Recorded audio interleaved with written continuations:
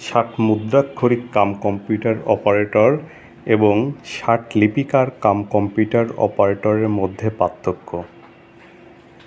ষাট মুদ্রাক্ষরিক cum computer operator grade সাধারণত 13, অনেকাংশে 14তম হয়।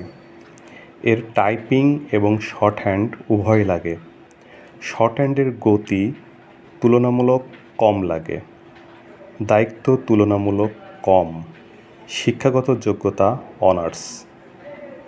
ষাট লিপিকার কাম কম্পিউটার অপারেটর গ্রেড সাধারণত 13তম, অনেকাংশে 11তম এবং 12তম দেখা যায়।